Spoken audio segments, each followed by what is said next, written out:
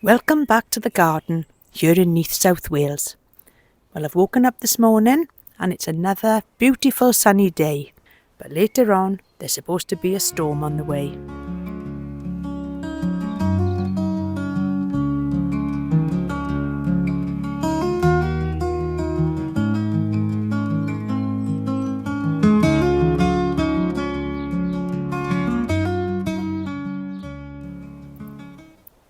Well, we finally had the rain that I've been hoping for.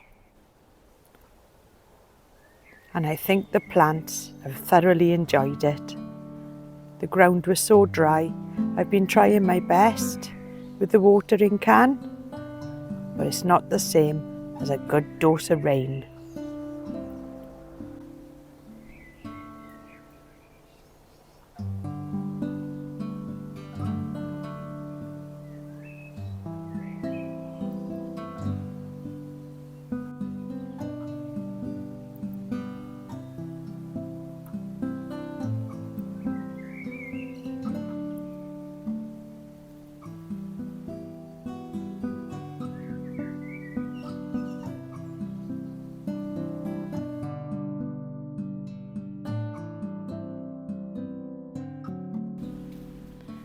What an absolutely stunning day here in South Wales. The temperature has got to be pushing 25 degrees today and it's mid-May.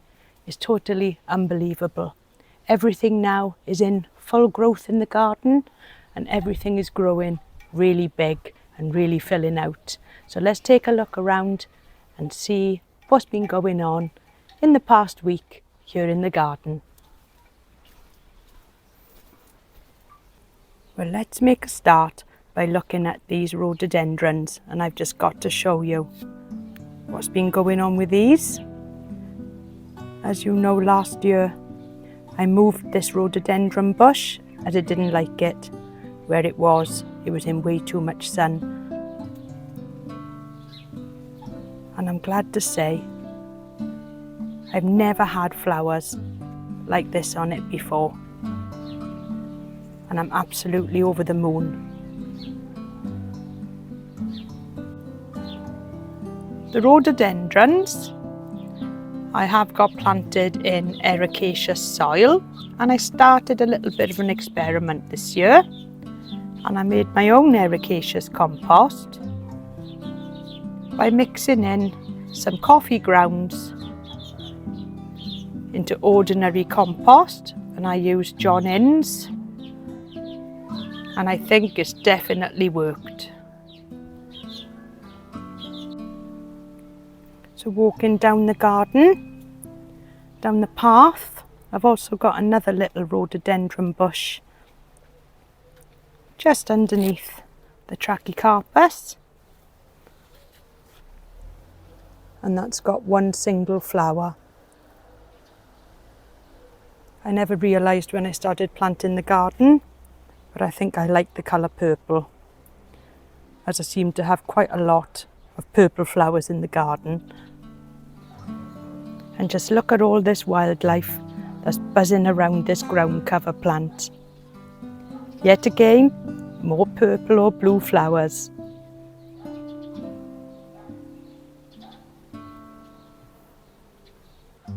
The first rose of the season has decided to make an appearance. And again, there's plenty more buds on this. This is a floribunda rose.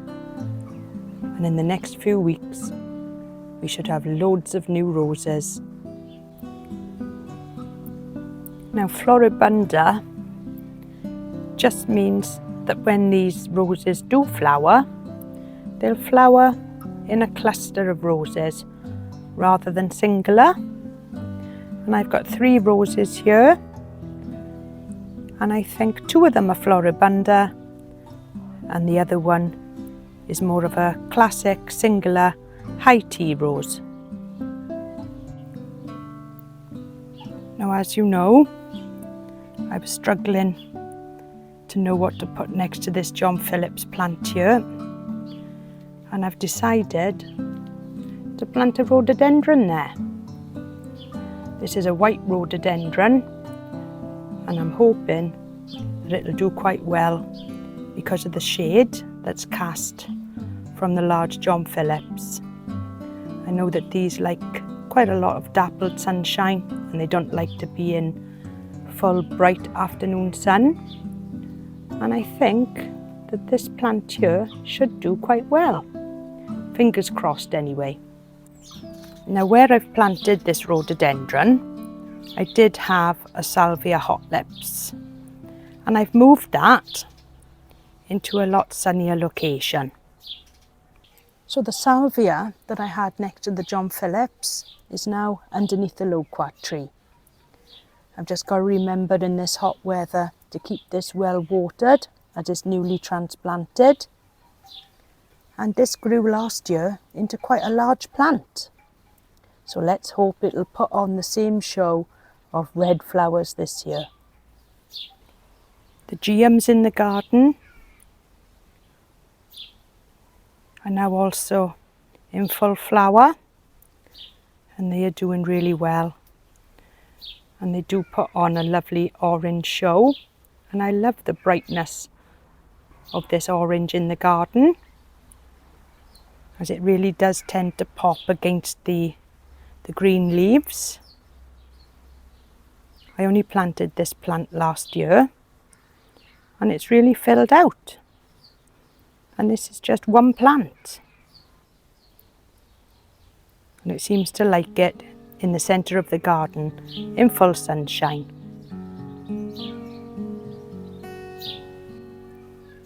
The Alstroemeria Indian Summer has also started to flower, and that seems to be doing quite well. I did have two of these, but unfortunately one of them didn't make it. I think this now is about 3 years old, this plant, and considering that everything around it has grown up in size, so it's given it now a little bit of shade, as it's underneath quite a large Trachycarpus and also shade from the Tetrapanax. But it still does seem to be doing really well. And I love the colour on these flowers. I think they're the most tropical looking flower that I've got in the garden.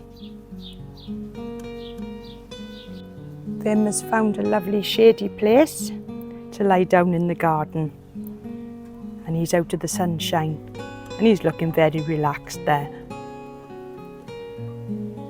So coming into the greenhouse now, when I came out this morning I noticed that the automatic opener, one of the bolts had snapped, so I've got this propped up now for the moment on a glove just to stop it from pressing against the glass, and this now has got to be repaired today. We've got a new bolt.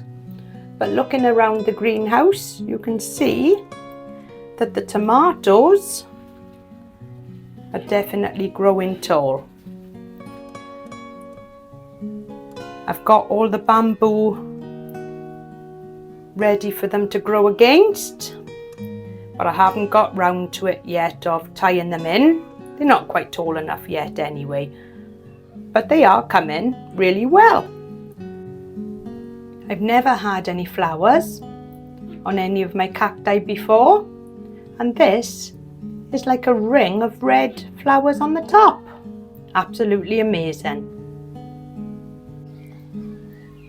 The grasses in the garden are starting to grow now, and this is a Rhododendrons, and the variegated one there, that's Miscanthus. They're always a little bit slow to start, but once they get going in this sunshine, there'll be no stopping them. And they really are a beautiful grass in the garden. The bananas now are really doing well, and this extra heat has really sort of started them going.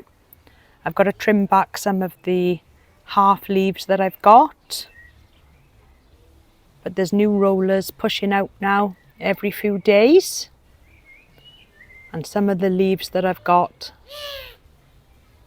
are really big. I love salvias in the garden, and these ones have got some flowers just starting on them. And this one is a salvia cherry lips, and it will be a little bit darker, the flowers, than the hot lips. The ferns now in the garden, they have really done well, and they're pushing out new fronds all the time. Just keep these a little bit damp, which is quite difficult in this dry weather. The ones that I've got by the wildlife pond, well, the leaves on that, they're looking absolutely perfect. And just panning across, there's another fern there, and they look so much better than they did last year. The wildlife pond is still buzzing with the tadpoles, and I'm not going to remove any of that algae or any of the weed, as that gives them something to feed on. And just over this side, there's more ferns, and a lovely brunnera there at the back with beautiful light blue flowers. There's another fern just underneath the large rhododendron bush that I've got. And I planted most of these last year, and it's surprising how the following year, so now it's the second year for them, they've grown so much bigger. And I love ferns. They're one of my favourite things for a shady spot in the garden.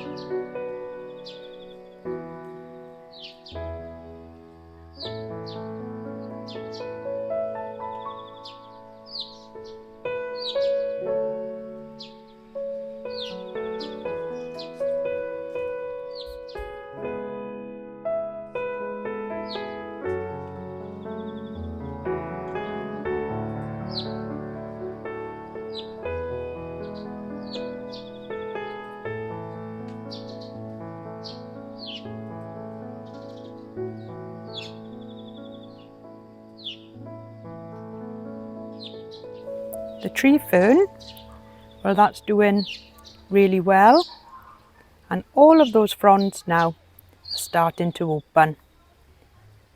It's lovely to see some fresh green growth just emerging from the crown. And the tetrapanax is just getting bigger and bigger every day, and there's just no stopping this plant. It's only May, and some of them leaves have got to be, I would say, about 70 centimetres across already. Such a wonderful plant, and this is a real statement in the garden. Well, I hope you've enjoyed taking a look around the garden with me today. Please like, comment and subscribe, as this helps the channel to grow. And until next time, I'll see you all soon. Bye for now.